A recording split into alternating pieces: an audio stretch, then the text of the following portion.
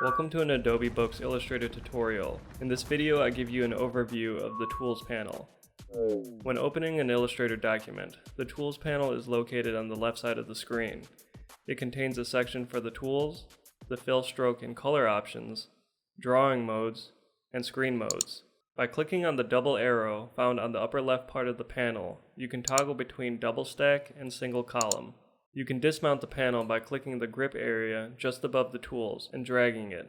If you close the panel by clicking the X button, you can retrieve it by selecting Window, Tools, Default. To remount the panel, click and drag it to the left edge of the document until you see the blue indicator, then release. In Illustrator, you use the tools in the Tools panel to generate, select, and manipulate objects. By hovering the mouse over a tool, you can see its name and associated keyboard shortcut in the Tools tip box. To edit the keyboard shortcuts, select Edit, Keyboard Shortcuts. Some of the tools have options that can be revealed by double-clicking a tool in the Tools panel. The tools with the hidden triangle symbol at the bottom right of its icon have other related tools hidden within them, which can be shown by holding the mouse over the tool. You can also click the arrow at the edge of the menu to dismount it to have quicker access to the tools. Going over every tool is beyond the scope of this video, but I will go over 7 tools you'll probably use more often than the others.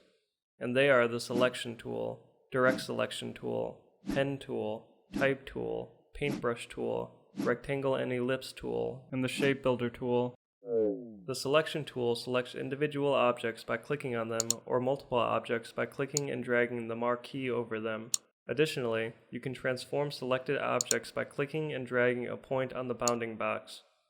Hold Shift to constrain proportions, and Alt to transform from the center. The Direct Selection tool directly selects objects within a group without disturbing the other grouped objects. Furthermore, it is used to select anchor points, which can be selected individually or together, and corner points, which can also be selected individually or together. The Pen tool should be a familiar tool if you're coming from Photoshop. It has a bit of a learning curve, so I've created a separate video for it which can be found in the description. But what it essentially does is it creates custom lines and shapes. The Type tool is used to add text to a document. You can change the properties of the text in the control panel. Here you can change its character properties, such as font and font size, and paragraph properties, such as indentation and alignment. The Paintbrush tool is used to create freehand, calligraphic lines and patterns. It is best used with a pen tablet, such as a WACOM INTUOS Pro. I have the medium-sized one and it works great. The patterns for the Brush tool can be found in the Brush panel, which can be accessed by selecting Window, Brushes, and clicking on the Brush Library menu icon at the bottom of the Brush panel and selecting a brush set. The Rectangle and Ellipse tool is used for creating square and circular type shapes. If you single-click on the canvas with one of these shape tools, you can input the shape's measurements to precisely generate a shape. If you hold down Shift when using the Rectangle tool, you will create a perfect square, and with the Ellipse tool, you will create a perfect circle. Furthermore, by holding down Alt, you will generate a shape from its center point. The Shape Builder tool also has a bit of a learning curve, so check the description for that tutorial. But the gist of what it does is it unites and subtracts areas of overlapping objects.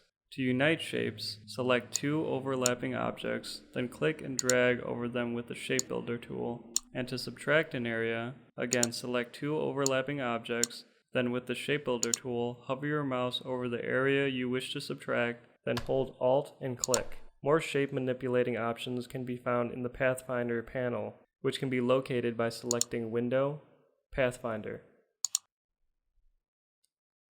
Alright, moving down the Tools panel is the Fill, Stroke, and Color options. Double-clicking on either the Fill or Stroke icon opens up the Color Picker menu, where you can choose a color. Clicking on the tiny Fill and Stroke symbol sets the fill and stroke to their default settings, which by default is a white fill and black stroke. By clicking the double-sided arrow, you swap the colors between the fill and the stroke. For the color options, you have the choice between solid color, gradient, and none. Gradient colors and options can be set through the Gradient panel, which can be accessed by clicking Window, Gradient.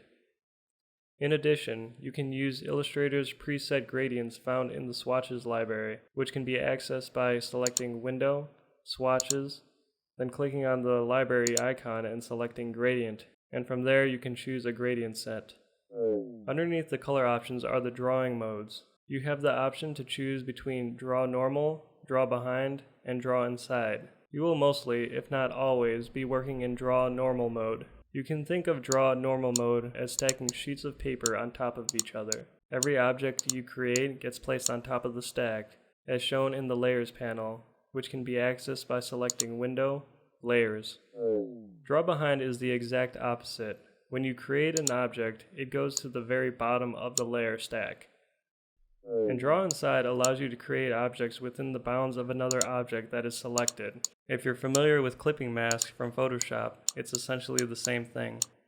And last but not least, the screen modes, which you can choose between normal screen mode, which is what it's set to now, full screen mode with bar menu, and full screen mode. Press the tab button on your keyboard to toggle between the last two selected screen modes. And that wraps it up for this overview video. As a final note though, take some time to explore the tools to see what Illustrator has to offer. And when you're doing so, if you click on the perspective grid and find yourself getting frustrated because you don't know how to turn it off, take a breath and simply click View, Perspective Grid, Hide Grid. You're welcome. Please follow me on social media and check out my website for some creative products. Thanks for watching, and good luck. Dan out.